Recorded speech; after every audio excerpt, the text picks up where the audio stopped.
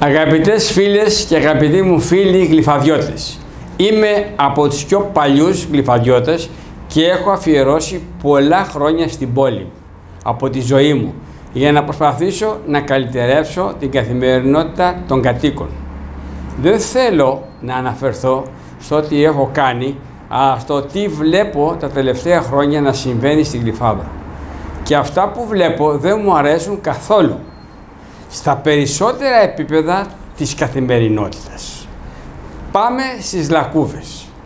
Από τις επανειλημμένες επιστρώσεις με άσφαλτο, οι εργολάβοι των ΔΕΚΟ αφήνουν τα φρεάτια σε τέτοια κατάσταση που με τον καιρό και τη χρήση των οχημάτων καταλήγουν σε λακκούβες. Πώς γίνεται η τεχνική υπηρεσία να μην μιλάει? Πάμε στα πεζοδρόμια. Κοιτάξτε τις φωτογραφίες. Σαν αυτό το χάλι που βλέπετε υπάρχουν σχεδόν παντού. Πιστεύετε ότι σε αυτά τα πεζοδρόμια μπορούν να κυκλοφορούν άνθρωποι? Μπορεί μια μητέρα με το παιδί της σε καροτσάκι να προχωράει?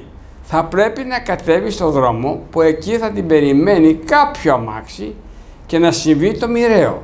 Πάμε σε σκουπίδια στους δρόμους. Η κατάσταση από τη μέρα σε μέρα χειροτερεύει καθημερινά, αφού οι πολιτικοί ανίκανοι να διοικήσουν αντιδήμαρχοι. Το αποτέλεσμα φαίνεται στα βουναλάκια από σκουπίδια στους δρόμους της πόλης. Κάτι φταίει σίγουρα ο κύριος Παπα-Νικολάου, άρα γιατί λέει για το χάλι αυτό? Πάμε τώρα στο μεγάλο έσοδο του Δήμου που είναι οι μαρίνες.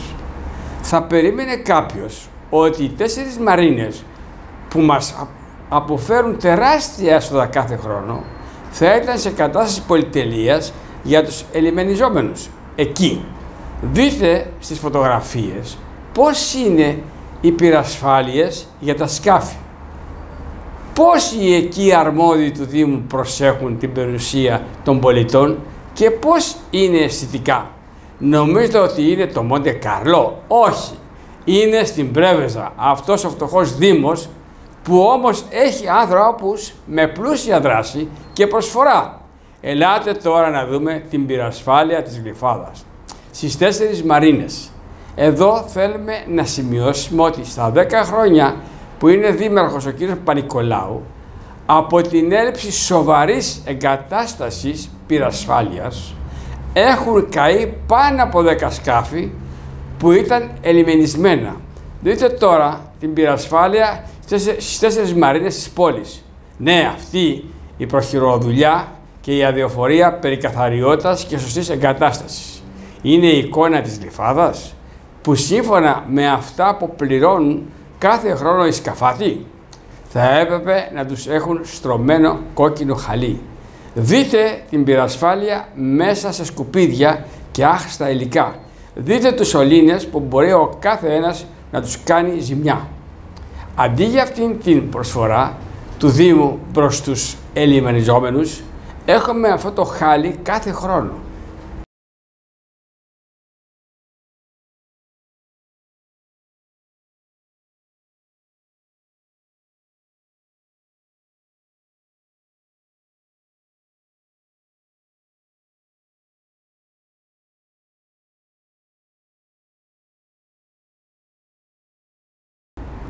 Αλλά δείτε τώρα και την αντιμετώπιση του Δήμου προς εμένα όταν βυθίστηκε το σκάφος μου από πυρκαγιά μέσα στο λιμάνι και στη Μαρίνα 4.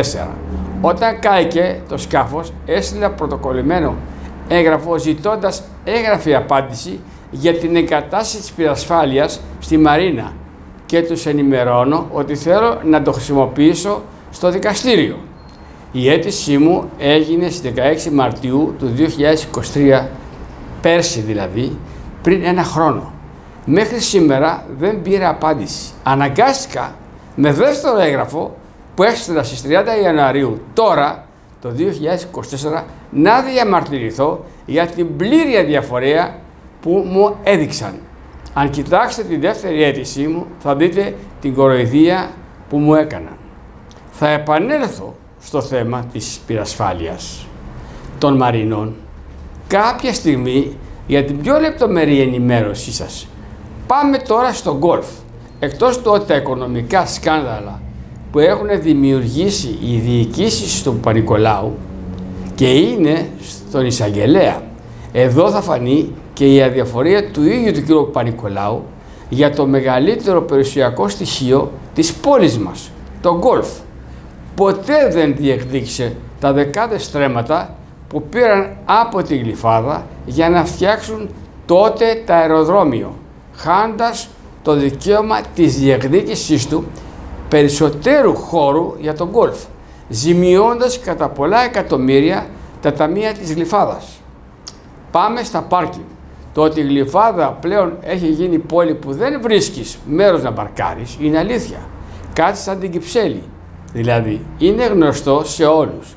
Έχω μία απορία. Ο χώρος που ήταν παλιά η ταβέρνα του Μπάρμπα Πέτρου, που το διεκδίκησε ο Δήμος και το κέρδισε, γιατί δεν τον φτιάχνουν πάρκινγκ, υπόγειο και πάνω να κάνουν την πλατεία που θέλουν?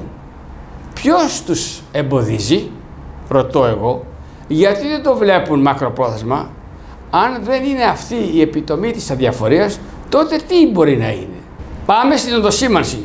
Πόσοι από εσάς δεν ταλαιπωρείστε να βρείτε κάποιον δρόμο και δεν τον βρίσκετε? Οι ταμπέλες είναι πολύ λίγες. Ειδικά το βράδυ είναι ακατόρθωτο να βρεις τον δρόμο. Γιατί είναι πεταμένες οι πινακίδες που ξύλωσαν και δεν τις αντικατέστησαν, φανάρια στους κεντρικούς δρόμους. Μεγάλο θέμα και η ασφάλεια των κατοίκων μηδαμινή. Καθημερινά στις οδούς Κύπρου, Δημελά, Λαμπράκη, Ζέπου και Ζέρβα γίνονται τροχαία ατυχήματα. Τι να πούμε για την διασταύρωση της Βουλιαγμένης με τον παράδρομο που βγαίνει στην Καράγιοργα? Σοβαρά τροχαία με θανατηφόρα ατυχήματα και δυστυχήματα. Πόσα χρόνια φωνάζουμε όλοι να μπει κάποιο φανάρι εκεί? Πόσους θανάτους θα πρέπει να έχουμε για να ενδιαφερθεί ο κ. Παπα-Νικολάου να τοποθετήσει κάποιο φανάρι? Ρωτήστε τον κύριο Παπα-Νικολάου. Τους κατοίκους εκεί θα σας πούνε τι συμβαίνει στην πραγματικότητα. Είναι πολλά φίλες και φίλοι που πρέπει να υποθούν. Θα έχουμε τον καιρό να τα πούμε. Κλείνοντας, θα ήθελα να τονίσω μία μεγάλη παράληψη του Δήμου. Είναι η κατασκευή μίας πεζογέφυρας στην οδό Βουλιαγμένης και Βενιζέλου. Εκατοντάδες μαθητές μας των σχολείων που διατρέχουν κίνδυνο για τη σωματική τους ακεραιότητα, καθώς τα αυτοκίνητα κινούνται με πολύ μεγάλη ταχύτητα. Μιλάμε για τα μικρά παιδιά των σχολείων. Κουβέντα και σε αυτό το πρόβλημα από τον Δήμαρχο. Φίλες και φίλοι, είναι μερικά από τα πολλά προβλήματα που ταλανίζουν την καθημερινότητά μας στην Γλυφάδα μας. Θέλω να σας διαβεβαιώσω ότι πάντα ήμουν, πάντα είμαι και πάντα θα είμαι κοντά σας για να ενώσουμε τις φωνές μας και τις δυνάμεις μας για μια καλύτερη ποιότητα ζωής και όχι στα κοστοβόρα έργα των πλατιών και άλλων έργων που είναι για την καλαισθησία και όχι για τους εαυτούς μας. Σας ευχαριστώ πολύ.